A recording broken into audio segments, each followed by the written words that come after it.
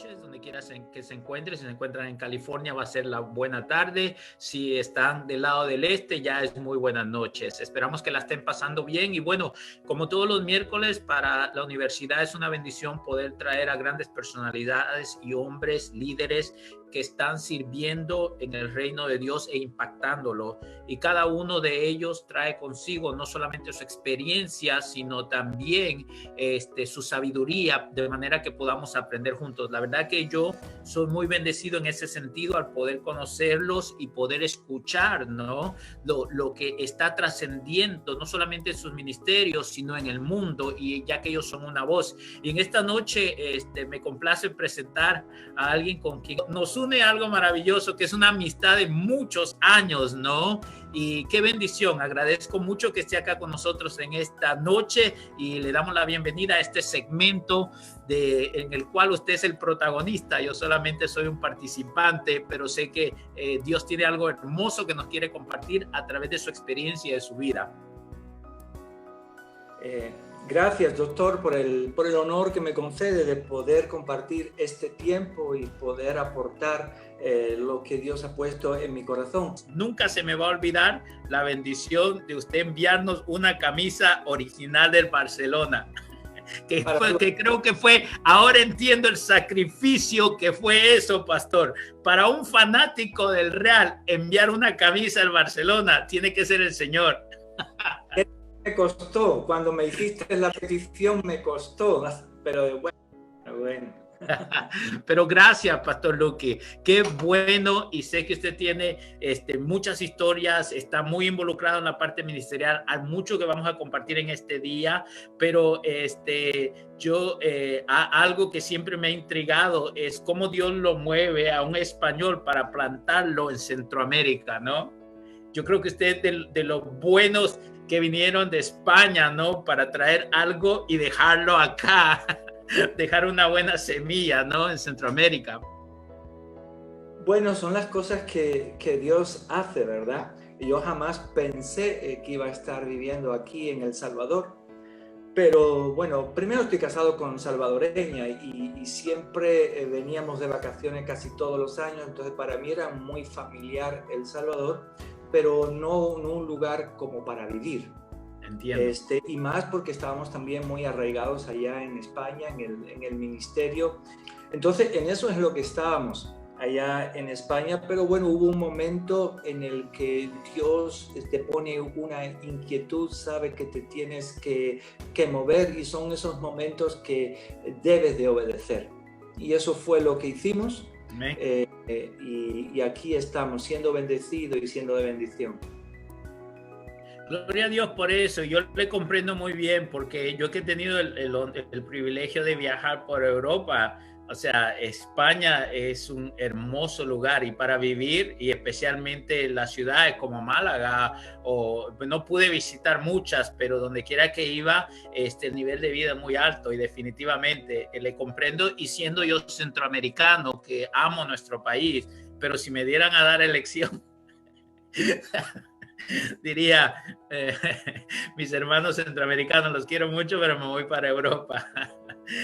No, pero me alegra, pastor. Yo sé cómo es responder al llamado de Dios, y qué bueno, porque sin duda alguna, por lo que hemos compartido, lo que han podido lograr en la iglesia y el impacto en Salvador es maravilloso, ¿no? Y creo que eso es parte del sacrificio y parte de lo que cuando uno responde al llamado, ¿no? El poder ver cómo Dios hace la obra, no solamente en su familia, sino en la vida de muchas otras familias, como la labor que están haciendo en El Salvador. Sí, damos gracias a Dios porque cuando nosotros llegamos aquí a El Salvador, veníamos de una experiencia, digamos, que en España hacíamos la diferencia. Ya era una iglesia de un tamaño importante en aquellos tiempos, hace más de 12 años. Pertenecemos a una iglesia con más de 500 miembros, todo españoles, no por la influencia de latinos que pudiesen haber inmigrado, y además una iglesia que a su vez había dado lugar a que naciesen otras iglesias en todo el entorno. Y para mí eso fue parte de lo que me llevó a replantearme muchas cosas en cuanto a lo que tiene que ver la extensión del Evangelio y el propósito que Dios nos ha dado de llevar las buenas noticias de Dios hasta lo último de la tierra.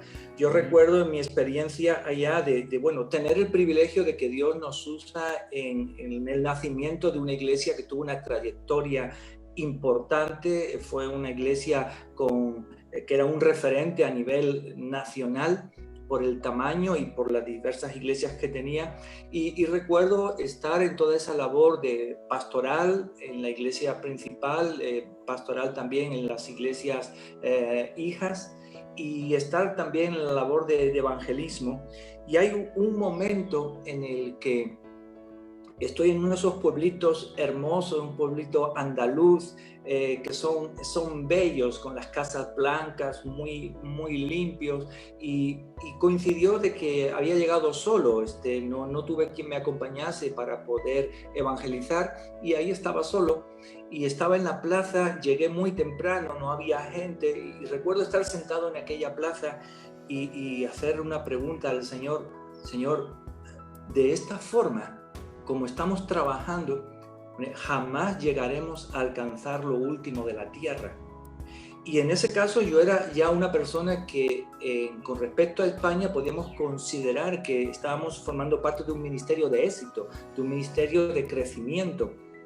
Pero a mí me dolía el corazón de ver cómo si seguíamos haciendo las cosas de la misma forma, es imposible que la iglesia cumpliera la labor que Dios nos ha encomendado de anunciar su amor, de anunciar las buenas noticias del reino hasta lo último de la tierra. Y aquello me golpeaba de mil formas, de tal manera que despertó una inquietud bien fuerte a que debía de hacer otra cosa distinta, que debía de buscar otros medios, otros modelos.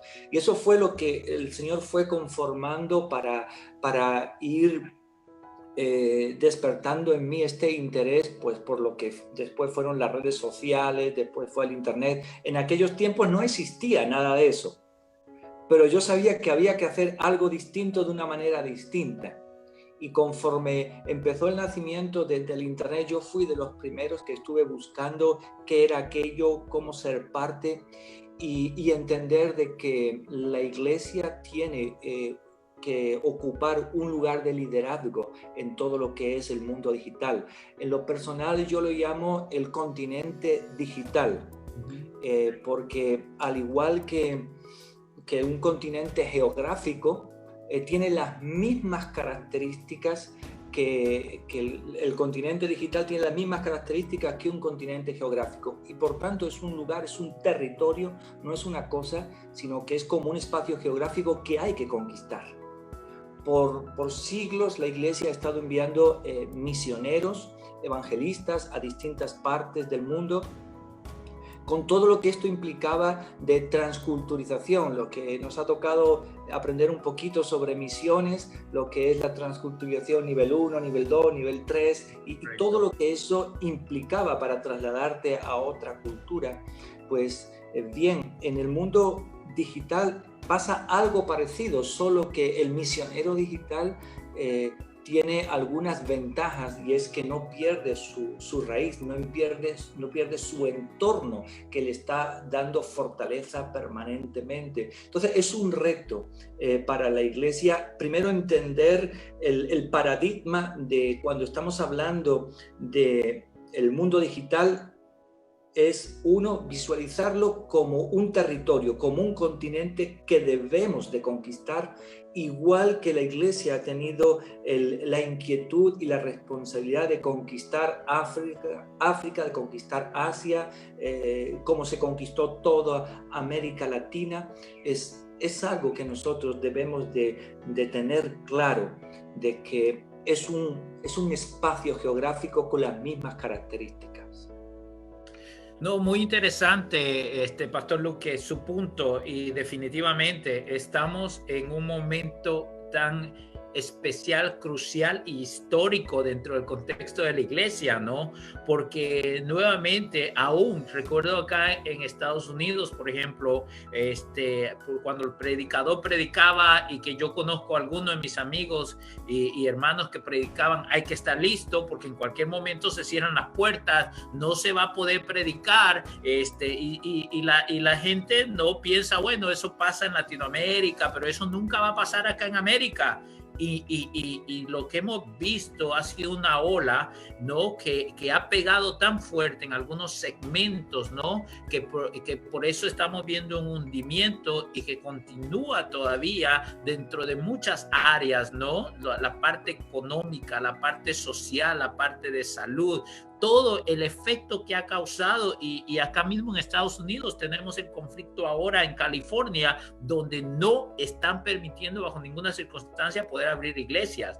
Entonces, tal como usted lo menciona, para poder llegar tenemos que buscar otro sistema, otra manera, y poder contextualizar también el mensaje, ¿no? Porque el mensaje no cambia, pero nuevamente lo que vemos ahora es un cambio dentro de cómo la persona percibe. Anteriormente, los grandes predicadores acá en Estados Unidos, Wesley, no iban en un caballo, hacían sus campañas, podían predicar. Luego vino el evangelista que iba de iglesia en iglesia, predicaba. El otro día hablaba con un amigo evangelista, me dice, hoy ya no invitan las iglesias. Ya los pastores no invitan evangelistas, muy raras las iglesias que invitan a evangelistas porque tienen alguna conexión de amistad, pero ya no es lo mismo. Entonces luego tenemos a la juventud, ¿no? Una juventud sumergida dentro del contexto de lo que es video.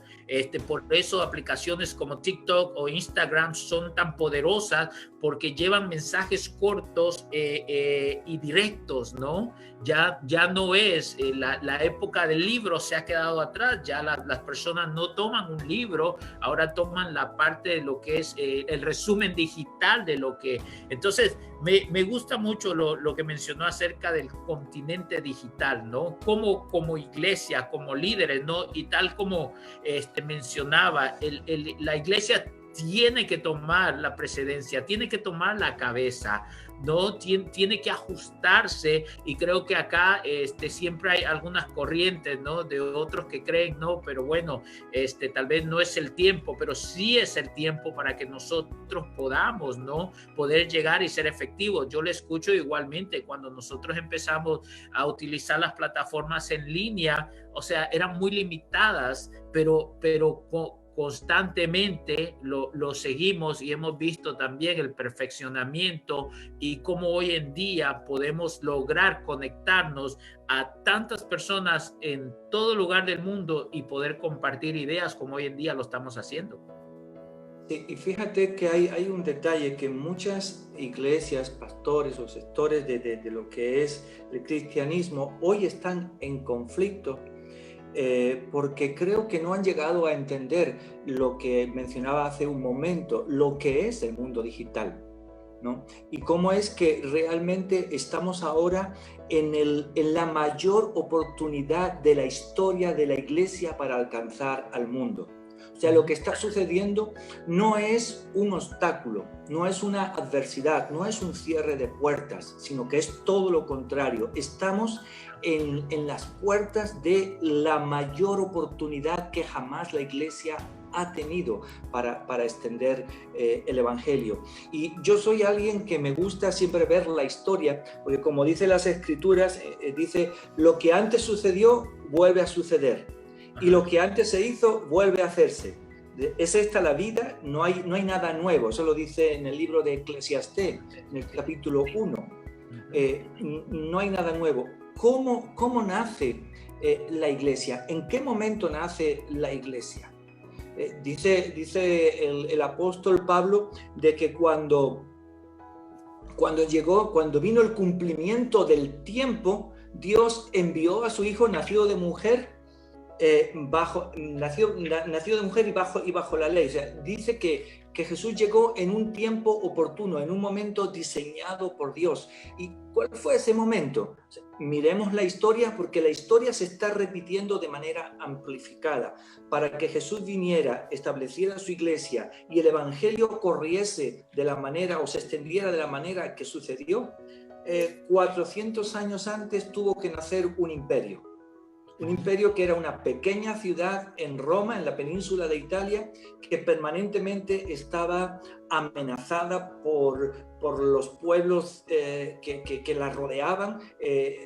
Tenían asaltos permanentemente, y cuando eran avisadas sus tropas de que estaban produciéndose un asalto o una incursión militar, desde que llegaban a avisarle hasta que el ejército llegaba a ese lugar, ya habían hecho destrozos por todos lados.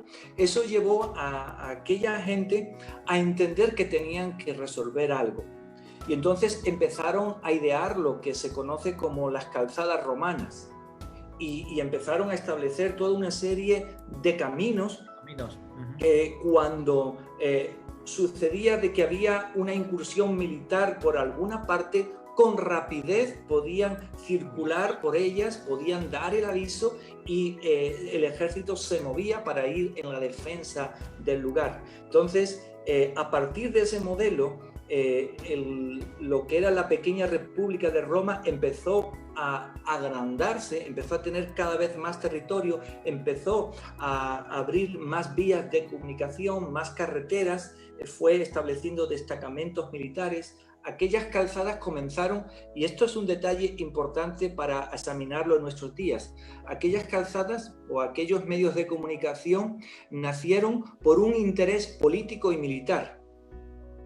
A partir de ahí, se dieron cuenta de que podían tener un beneficio comercial y económico, y los comerciantes empezaron a circular, y el imperio empezó a enriquecerse y empezó a extenderse por todo el mundo conocido de aquel tiempo, al punto de que aquellas vías de comunicación que nacen por un interés militar, político, son afianzadas por el interés económico del comercio. Se dan cuenta que a través de ellas pueden divulgar toda la cultura y toda la religión romana hasta donde quiera que ellos iban extendiéndose.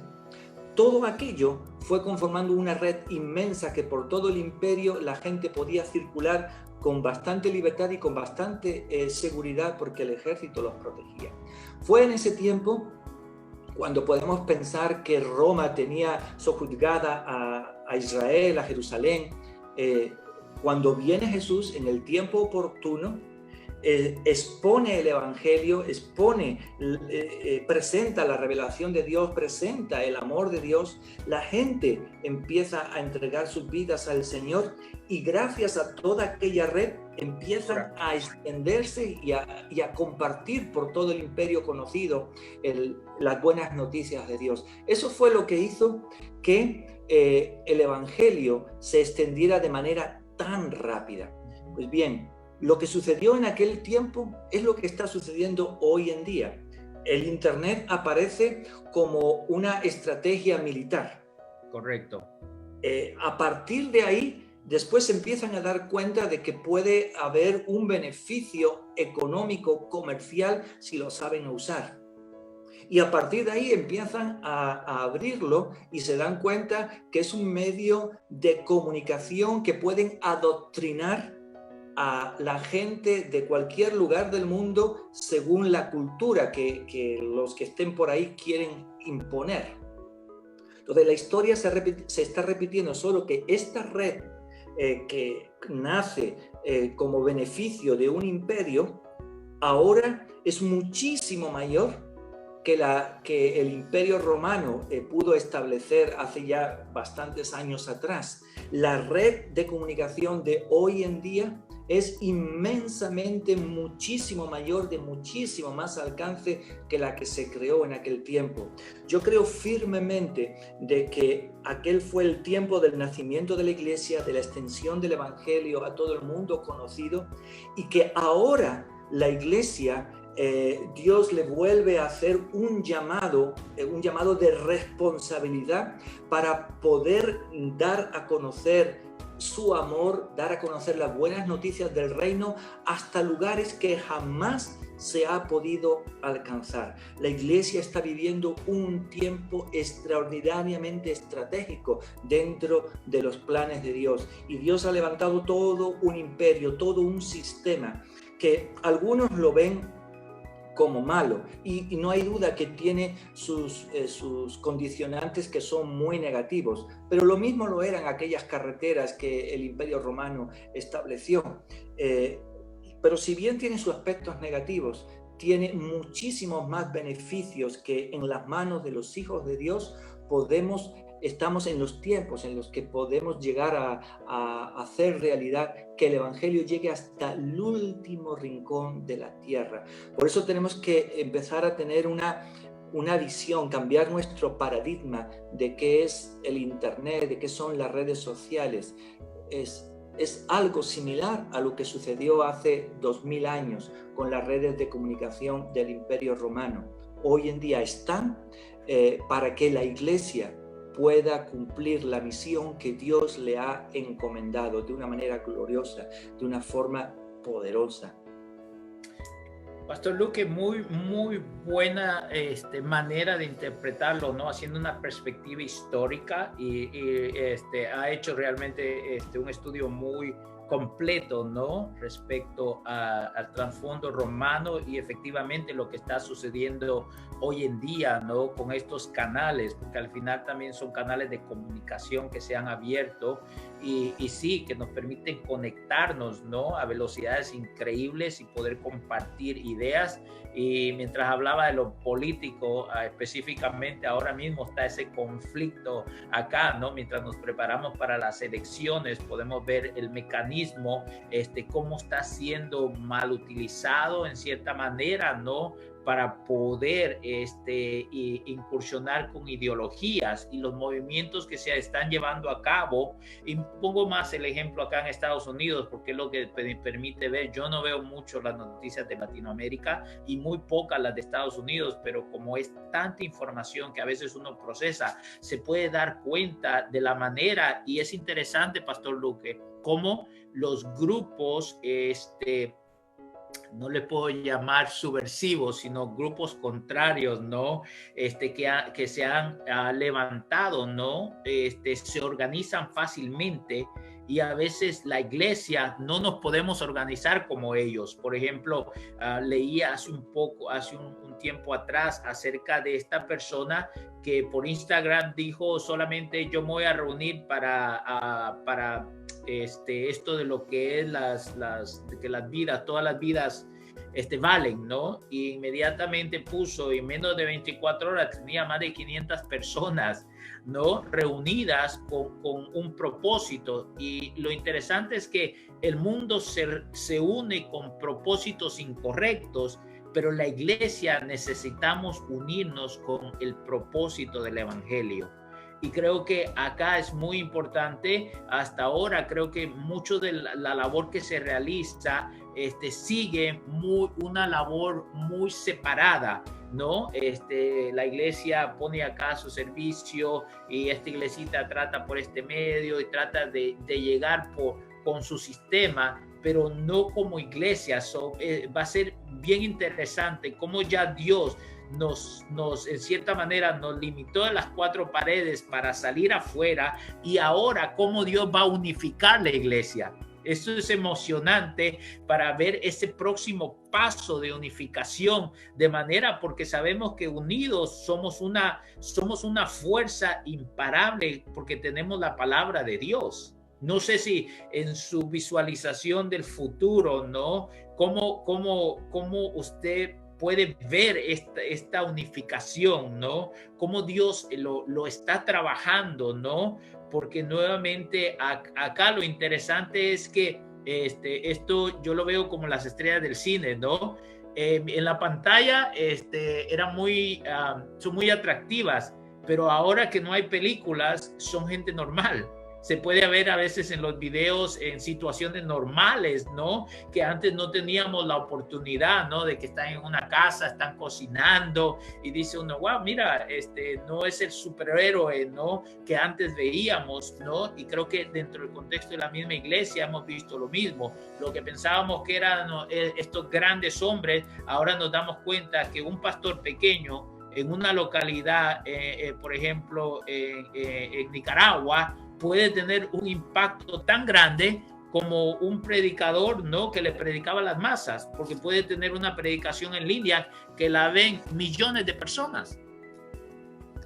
Y fíjate que estás mencionando un detalle muy importante y que se puede resumir con la palabra crisis.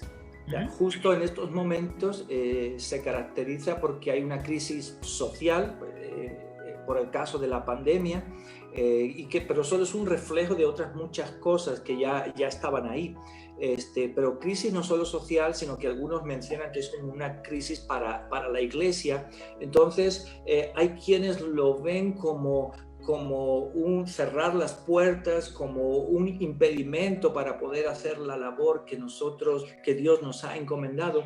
Pero si regresamos a la historia, fíjate que en Jerusalén la iglesia establecida era una iglesia que se había acomodado. Estaban muy bien reuniéndose en la manera que lo hacían. ¿Y qué sucedió? Tuvo que haber una persecución sobre Jerusalén. ¿Para qué? Dice que salieron esparcidos por todos lugares. Y los que fueron esparcidos, ¿por causa de qué?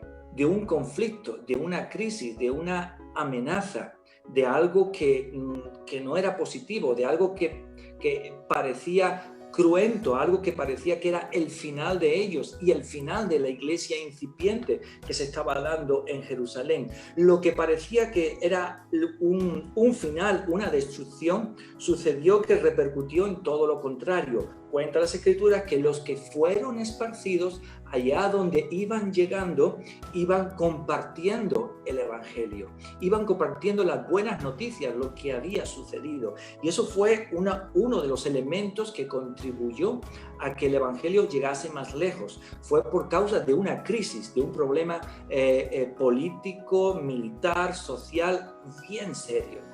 Hoy en día, también en esto se está repitiendo la historia. Estamos viviendo en un tiempo de crisis que algunos están muriendo. O sea, literalmente yo conozco aquí en El Salvador a alguna gente que por causa del estrés, no por la pandemia, no por el virus, sino por el estrés, han fallecido de un infarto. Por el estrés acumulado. O sea, hay gente que literalmente está muriendo, pero hay gente que está muriendo anímicamente, hay gente que está muriendo en cuanto a sus ilusiones, en cuanto a sus esperanzas, en cuanto a sus emprendimientos. Cuando digo gente, también me refiero a iglesias, a propósito de iglesias, porque piensan que esto no pueden sobrellevarlo, esto les excede todas sus capacidades. Yo creo que es todo lo contrario.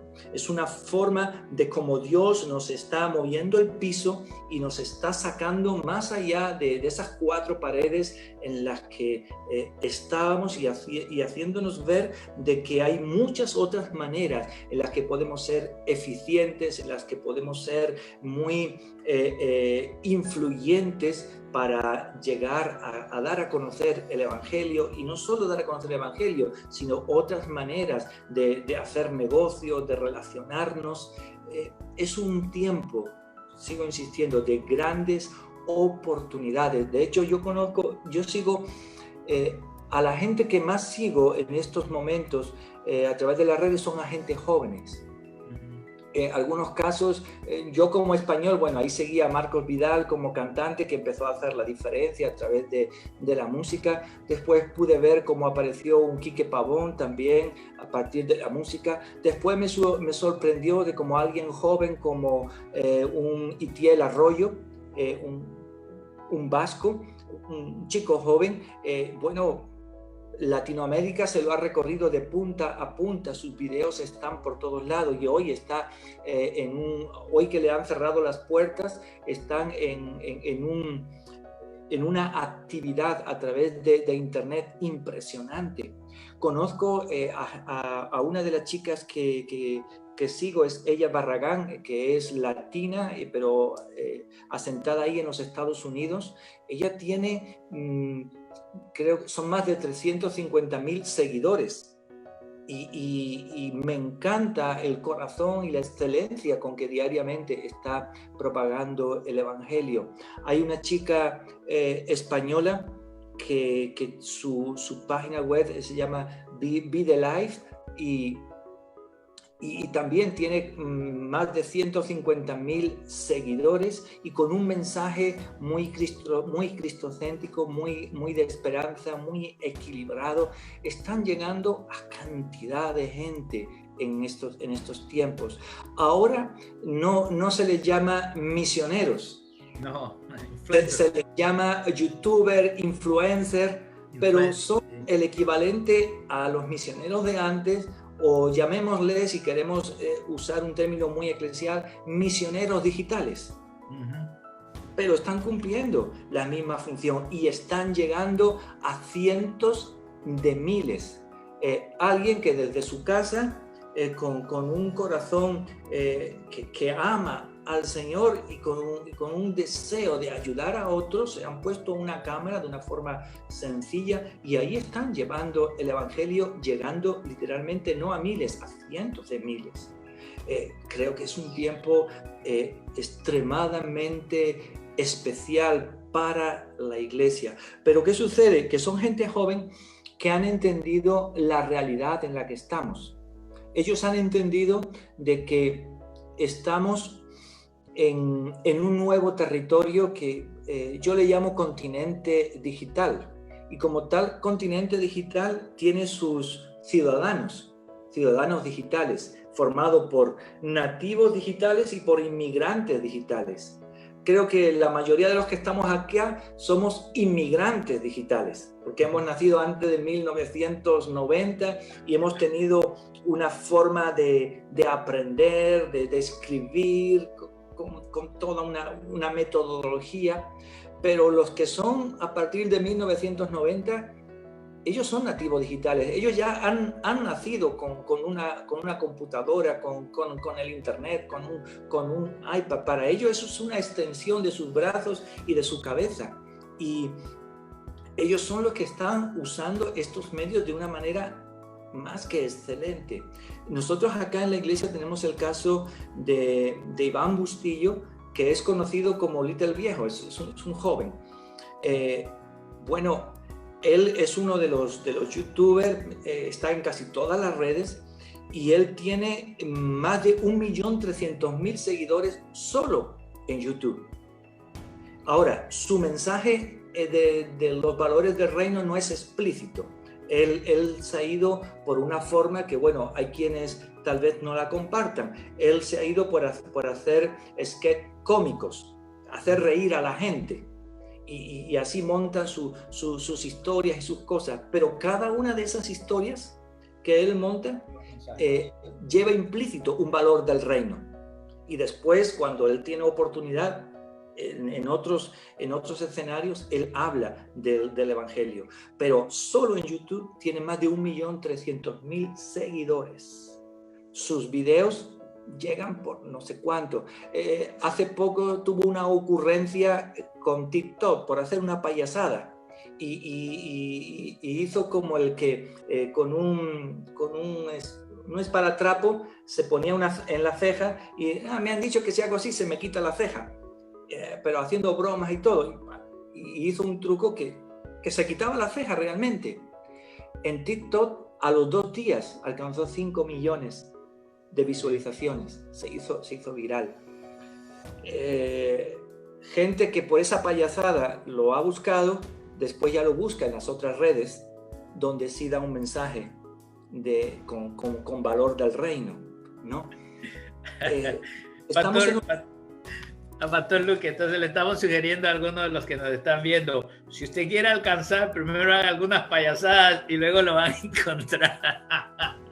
No, pero le escucho, pastor, y sí, tiene toda la razón. De hecho, hay un programa de personas de edad, 70, 80 años, que se han lanzado, ¿no? Porque una sobrina le ha dicho, óyeme, esto que haces es divertido, y de repente, pum, la pegan, como dice, y empieza el número de personas a tener seguidores increíblemente, ¿no? A veces solo toma un video que permita conectarlos, ¿no? Que se conecten con las personas, pero tal como menciona, ese es un gancho que se puede utilizar para luego traerlos donde se les puede brindar algo que sea provechoso para ellos, como es el evangelio, ¿no? El poder de la transformación que viene.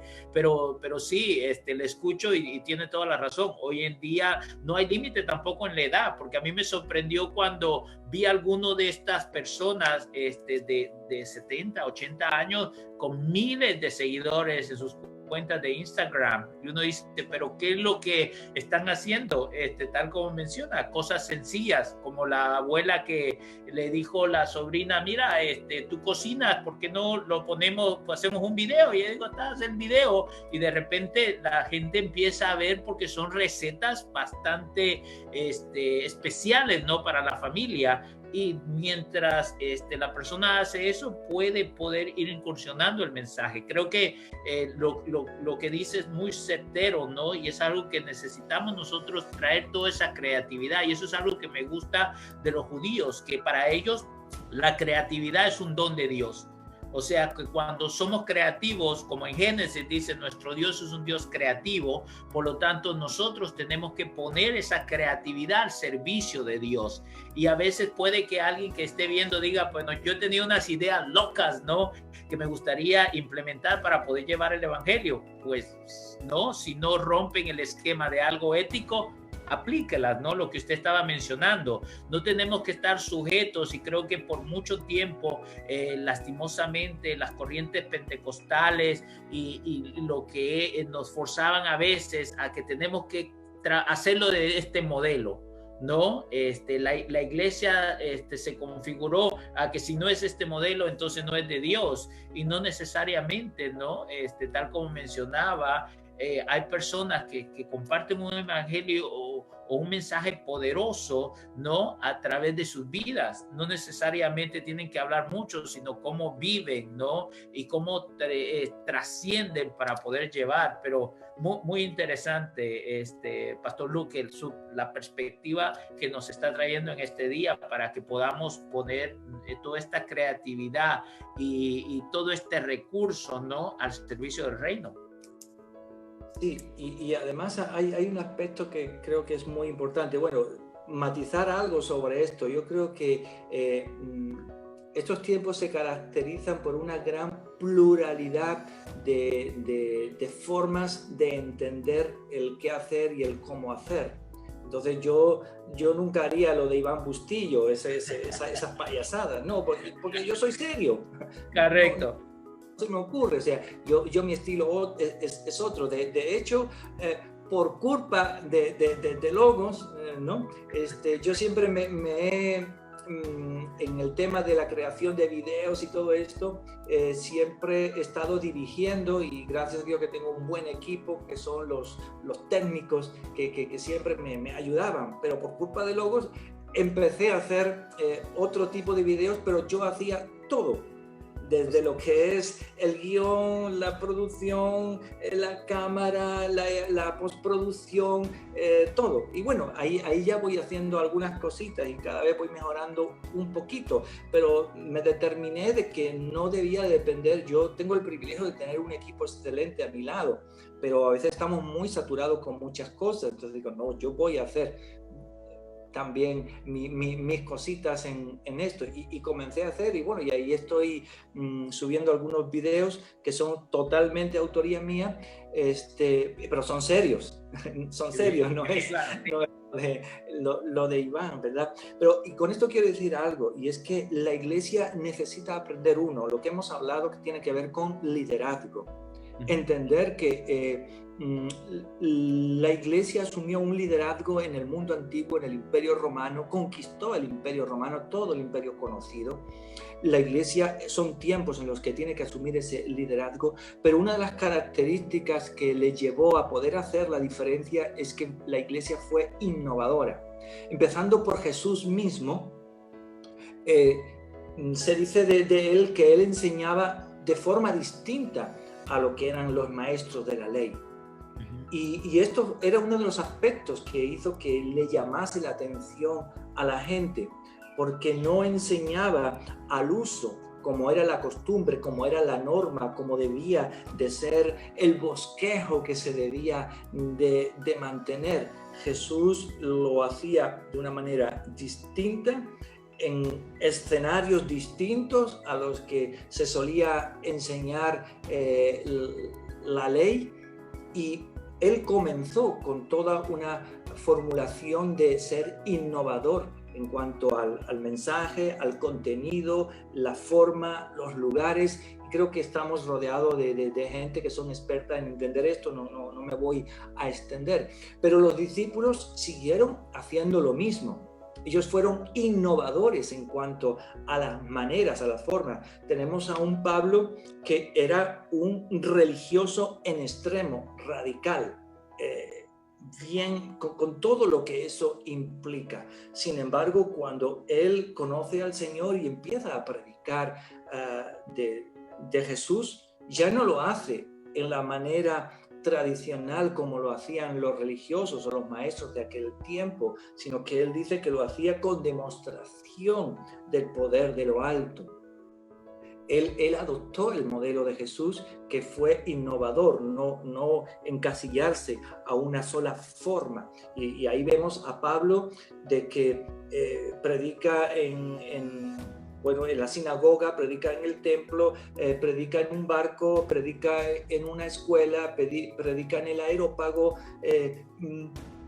predica a la orilla de un río, predico en tantos lugares, en tantas formas, contextualizando el mensaje, y eso se llama innovación, o sea, tener la capacidad de entender que dónde estoy, a quién me estoy dirigiendo, cuáles son las condiciones en las que ellos viven, cuál es la cosmovisión de esa persona, y sin perder lo que es la esencia del Evangelio, el valor del Evangelio, todos los principios, que esos son inamovibles. Nosotros podemos ser innovadores en cuanto a las formas de hacerlo. Hay quienes se dedican a contar chistes. Yo en lo personal me río, pero no soy muy de eso, pero lo respeto. Hay quienes son extremadamente serios, ¿no? Y está bien, tampoco me gusta ser tan serio, ¿no? Pero está bien. Hay quien adoptan un modelo muy formal, muy con traje, tiene que haber un púlpito delante, y está bien. Hay hoy quienes, pues están los pastores con los jeans rotos, con la camisa rasgada y con tantísimas cosas que yo hasta hace un tiempo a mí me sacaba un poquito de onda, ¿verdad? Pero entiendo de que están llevando el Evangelio, están alcanzando a mucha gente. Yo jamás sería parte de alguna de esas congregaciones, pero tengo que reconocer que el Evangelio está siendo predicado y están llegando a sectores a través de este tipo de personas con modelos distintos a los míos, que están dando lugar a que el Evangelio sea conocido y se extienda a territorios y a personas que de otra manera nunca llegarían a conocer al Señor. Y eso es gracias a la innovación. Yo creo que uno de los efectos negativos que ha paralizado a la Iglesia tiene que ver con que perdió esta esencia que le caracterizó en un principio. La Iglesia nace por su maestro, por Jesús, por los discípulos que fueron innovadores. La Iglesia en los primeros tiempos fue extremadamente innovadora en todos los aspectos que conlleva el Evangelio, formas, maneras, lugares. Con el tiempo la Iglesia fue cuadriculándose, formalizándose, esquematizándose y se fue encorsetando hasta tal punto que redujo la posibilidad de que el evangelio llegue solo a un núcleo de gente muy reducido. La iglesia tiene que volver a sus principios de tener la capacidad de ser innovadores, aun cuando podamos ver cosas que ni a ti ni a mí vamos a entenderlas. Correcto. Pero Dios estará obrando, Dios estará haciendo su obra, y eso es lo importante. Y en este tiempo en el que vivimos en un mundo de lo que es la era digital, en un continente digital en el que estamos expuestos a tantas culturas, a tantas formas de pensar, así con solo darle un clic, estamos expuestos a tanto, nosotros tenemos que tener esta apertura mínimo para respetar otras formas de hacer, porque son necesarias y Dios las está utilizando para que el evangelio llegue hasta lo último de la tierra. Yo creo que Dios está haciendo un llamado a su iglesia a que nos olvidemos de esquemas religiosos, como sucedió con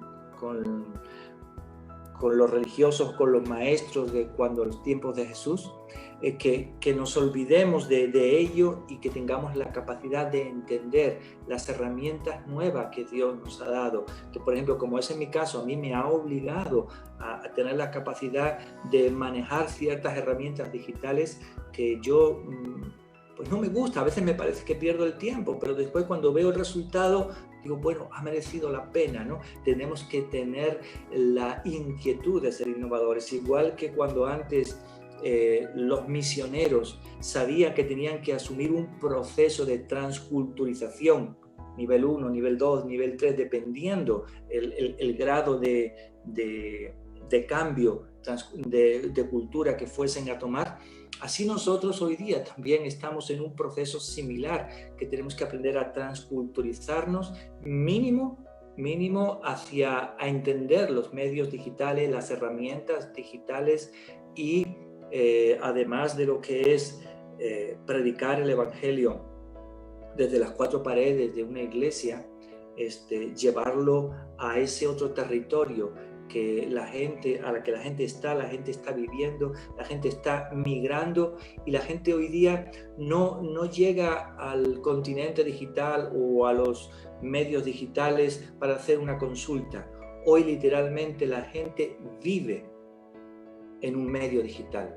Tú y yo somos ciudadanos digitales, estamos inmersos, aunque no lo queramos ver, estamos inmersos e influenciados y estamos permanentemente accionando con algo digital.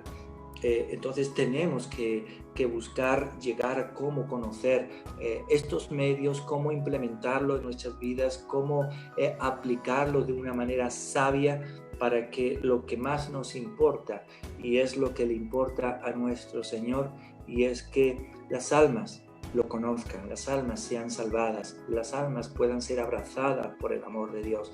Eso es realmente nuestra responsabilidad y hacia lo que tenemos que dedicarle todo nuestro esfuerzo, porque es lo que nos da sentido a la vida, es lo que nos da propósito a la vida. Nosotros somos llamados a dar a conocer a aquel que nos ha amado a nosotros, porque sabemos que este amor es el que va a transformar la vida de tanta gente que se encuentra hoy agobiada, que se encuentra hundida, que se encuentra desesperada, que se siente maltratada, que se siente olvidada. Esos son la gente que necesita ser alcanzada. Y normalmente no está cerca de un edificio de iglesia, no está cerca de ciertos sectores, están igual ahí, en el mundo digital, en alguna parte, y tenemos que alcanzarlos. Amén, Pastor Luque, ¿no? El tiempo se nos ha acabado para Facebook, pero en realidad bastante el contexto que nos ha traído, sin duda alguna, no poder llegar a esa meta de alcanzar almas es tan importante, y creo que mucho del liderazgo a veces ha perdido grandes oportunidades por lo que mencionaba, a veces porque no entendemos cómo funciona, cómo son las dinámicas. Eso no nos limita a que tiene resultados, y creo que los líderes en muchos casos a veces han permitido, ¿no? Y han cerrado la puerta a jóvenes, ¿no? Como lo que le pasó a Elvis Presley, probablemente a algunos otros cantantes que tenían un estilo diferente, pero la iglesia estaba tan acostumbrada que por el legalismo que no permitía, ¿no? Y cuando rompieron el esquema, lo rompieron no con la iglesia, sino en el mundo secular, y decidieron llevar adelante su trabajo desde la parte secular en lugar de llevarlo desde la iglesia. Entonces, eso es algo que es muy importante, que el liderazgo pueda reconocer a la juventud y darle lugar. Tal vez no tienen la experiencia o tal vez no tienen todo el conocimiento, pero tienen talentos que pueden aplicarse inmediatamente para llevar un efecto que pueda producir. Así que, bueno, a todos los que nos están viendo por Facebook, nos despedimos. Ahora nos quedamos con el grupo de líderes que nos acompañan. Les damos gracias, los bendecimos, les deseamos que tengan muy buena noche, y si ustedes quieren participar de esta segunda parte, llámenos a Logos, o visite logos.university, envíenos un correo electrónico o un WhatsApp, y con gusto le podemos dar detalles cómo usted puede ser partícipe de esta segunda parte en algunos